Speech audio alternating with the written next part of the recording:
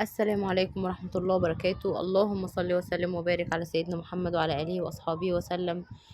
ازيكم يا جماعة؟ عاملين ايه؟ النهاردة عملنا معاكم البيتزا الشرقي، البيتزا الإيطالي، يعني بطريقة سهلة قوي وطعمة جدا ولذيذة جدا، ومطة الجبنة فيها بقى حاجة مفيش أحسن من كده. طريقة سهلة قوي قوي قوي، وهنعملها مع بعض دلوقتي. ولو جربتيها أصلا هتبطلي تشتري أصلا بتاعت الشارع. يلا بس كده نصلي على النبي الأول وندخل على الفيديو ونشوف المكونات بتاعتنا عملناها ازاي والطريقة، وان شاء الله بإذن الله هتعجبكم. انا طبعا عندي هنا دوت كيلو من الدقيق، هفضيه في العجان. ما عندكيش عجان ممكن تعجني على ايدك، طبعا مفيش اي مشكلة. انا بعجن على ايدي لما بتكون الكمية اللي هعجنها كمية صغيرة مش كبيرة، فبعجن على ايدي. هفضي كده الدقيق في العجان وهنزل عليه بالملح، معلقة صغيرة ملح، ودول 3 معالق زيت. معلقة الشاي دي هحط منها معلقة واحدة بس خميرة، ومعلقتين سكر صغيرين، اللي هي معلقة الشاي دي معلقتين سكر. ممكن تحطي معلقة واحدة كبيرة، و3 معالق زيت، وكوباية زبادي. ممكن تستبدلي الزبادي بلبن، تحطي كوباية لبن. طبعا هلف العجينة كده،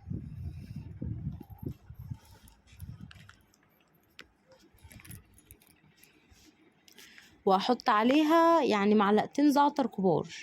طبعا البيتزا اهم حاجة فيها الزعتر، الزعتر بيديها نكهة وريحة بتبقى حلوة جدا. وهعجن فيها كده، هفضل يعني وهنزل بالمية بتاعتي تدريجيا لحد اما العجينه تلم معايا. انا مش عايزه العجينه تكون طريه قوي ولا ناشفه قوي، انا عايزه قوام العجينه يكون طري مش بيلزق. هلم كده الدقيق اللي في الجناب،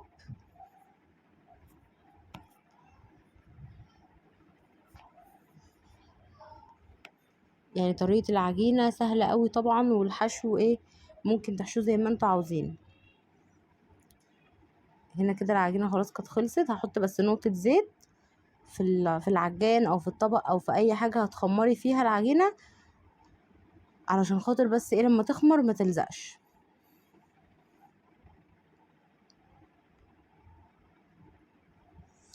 اللهم صل وسلم وبارك عليك يا حبيبي يا رسول الله. هحط كده العجينه وهغطيها بكيس وهسيبها ان هي ايه بقى تخمر مع بعضها. سيبها كده بقى ايه، يعني انا سبتها بتاع ساعه كده. خمرت في الساعه اللي خمرت فيها دي كنت خلصت بقى الحشو بتاعي، عصقت اللحمه وعصقت الفراخ، وقطعت الحاجه اللي هحطها على الوش، وظبطت الدنيا كلها، يعني عشان خاطر ايه اول ما العجينه تخمر ابتدي ان انا اشتغل فيها على طول. حطيت هنا معلقه سمنه وعليها حبه زيت، ونزلت بالبصل. البصل دوت بتاع 5 بصلات كده كبار متقطعين مكعبات صغيره. تمام كده. دي تعصيقة اللحمه، انا عملتها معاكم في فيديو قبل كده، بس دي هو بنعملها تاني مع بعض عشان ايه اللي ما شافش الفيديو اللي فات في تعصيقة اللحمه يشوف الفيديو ده. طبعا الحله دي هنعمل فيها التعصيقة التانية اللي هي بتاعه الفراخ، برضو عملتها معاكم في فيديو قبل كده، بس يعني لازم اهو ايه بنشجع بعض كده وبنفكر بعض بالحاجه وبنعملها مع بعض. ودول برضو 3 بصلات مقطعاهم جوليان او شرايح، جوانح زي ما بتسموها بقى سموها، مقطعاها كده شرايح رفيعة صغيرة. واول ما البصلة بتاعتي تدبل هروح نازلة عليها بنص كيلو البانيه متقطع ايه مكعبات صغيرة.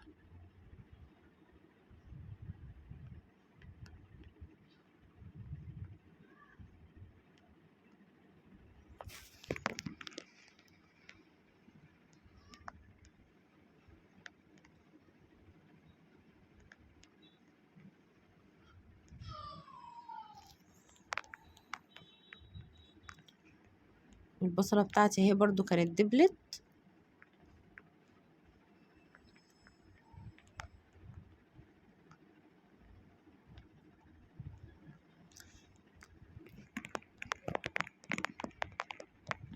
رحت نازله كده اول ما الفراخ بتاعتي نزلت ميتها وشربتها، رحت حاطه عليها الفلفل الاخضر، وعلى اللحمه برضو حطيت فلفل اخضر. حابه تحطيه بارد ماشي، تحطيه سبايسي ماشي، اللي يريحك. ونزلت بثلاث طماطمات متقطعين مكعبات صغيره، وحبه من الفلفل الالوان على الفراخ. وهحط طبعا البهارات بتاعتي. بس ايه، هنا البصل عشان خلاص كانت البصله احمرت معايا، اخدت اللون كده الحلو، فايه رحت نازله عليها باللحمه. وهبتدي ان انا اقلب فيها يمين وشمال كده واحرك فيها من فوق لتحت، علشان خاطر اللحمه تفك معايا، وميبقاش فيها اي تكتلات وتاخد لون. البهارات اللي انا حطيتها على الفراخ، حطيت بابريكا وملح وفلفل اسمر وكمون وكزبره، معلقه صغيره من كل حاجه، وظبطت طبعا الملح. وهنا برضه اول ما اللحمه بتاعتي اتصدمت كده واخدت لون، رحت نازله عليها بالفلفل الالوان. ودي طماطم، يعني ممكن تضربها في الخلاط نص ضربة، وممكن تبشريها، وممكن تعمليها تقطعها مكعبات صغيرة خالص. بس انا دي كنت بشرها على المبشرة، انا مش عايزة الطماطم تبقى ناعمة قوي. والبهارات برضو اللي حطيتها على اللحمة، حطيت بهارات لحمة، وحطيت فلفل اسود وبابريكا وكمون، كل يعني من كل حاجة معلقة صغيرة، وحطيت ورق لوري، وظبطت طبعا الملح. تمام كده. الله اكبر، الله اعظم، والعزة والجلالة لله. ووطيت على اللحمة وسبتها تستوي على نار هادية، ووطيت على الفراخ وسبتها تستوي على نار هادية. هاجي هنا هعمل الصوص بتاع البيتزا اللي هدهن بيه العجينة بتاعتي. حطيت حبة زيت في الطاسة، ورحت نازلة عليهم بحبة زعتر وشوحتهم كده. وأول ما الزعتر سخن معايا، رحت نازلة عليهم بمعلقتين صلصة كبار، الصلصة اللي هي المعلبة دي. لو طبعا ما عندكيش الصلصة بتاعت البيتزا، هي يعني دي الطريقة بتاعتها، وبتبقى أطعم كمان من اللي بتشتريها جاهزة. ورحت أول ما الصلصة كده سخنت مع الزعتر، رحت نازلة عليهم بحبة كاتشب، يعني بتاع 4 5 معالق كاتشب كده. وطبعا حطيت حبة ملح وحبة فلفل اسود، وهسيبهم كده يغلوا مع بعض حبة، وهطفي عليها، وخلاص كده خلصت. واللحمة هنا برضو خلاص كانت استوت، والصلصة هي برضو خلاص غلت شوية كده مع بعضها، ورحت طافية عليها. والعجينة بتاعتي كانت خمرت.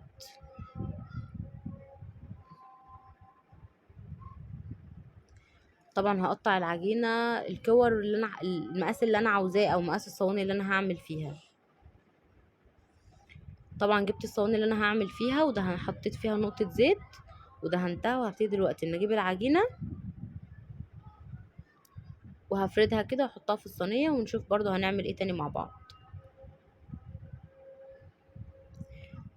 انا بحط العجينة كده على الرخامة وبفردها الاول يعني شوية كده بالمردنة، وبعد كده بروح حطها في الصينية ومكملة فردها في الصينية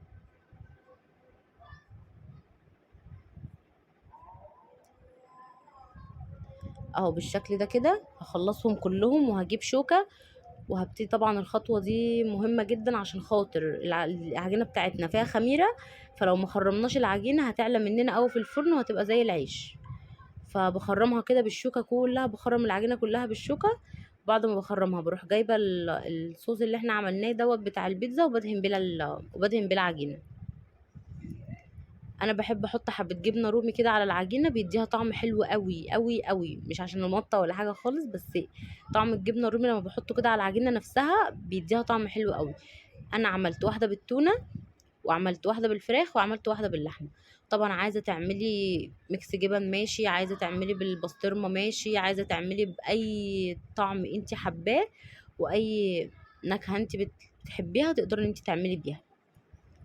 طبعا الحشو ده بتاعك انت، تقدري تعملي الحشوة اللي انت بتفضليها. ورصيت كده الحشوة فيها، ادخلها الفرن تستوي من تحت.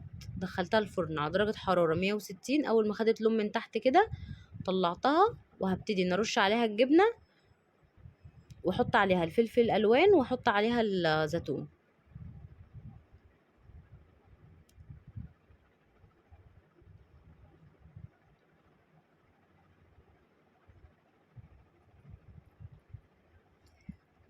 ما بحطش الجبنه الموتزاريلا قبل ما ادخلها الفرن، لان لو دخلتها الفرن قبل ما تستوي الجبنه معايا هتسيح ومش هيبقى ليها مطه، لكن انا عايزه المطه بتاعت الجبنه.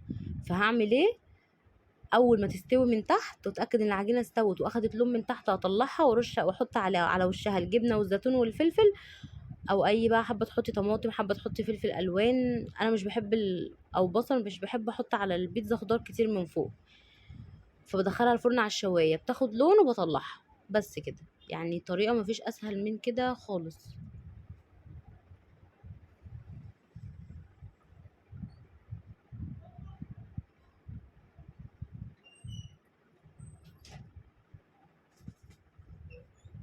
ما اخدتش مني وقت خالص في الفرن، دخلتها فرن سخن على درجة حرارة 160 تقريبا، قعدت في الفرن 10 دقايق، واخدت بس على الوش كده دقيقتين اخدت لون. بصوا مطة الجبنة عاملة ازاي، يعني حاجة خطيرة، وكان طعمها والله العظيم تحفة. جربيها وايه رايك في الكومنتات، واعملوا اشتراك في القناة وتفعلوا زر الفيديو وفعلوا زر الجرس عشان يوصلكوا كل جديد. واشوفكم في الفيديو ده على خير ان شاء الله. السلام عليكم ورحمة الله وبركاته.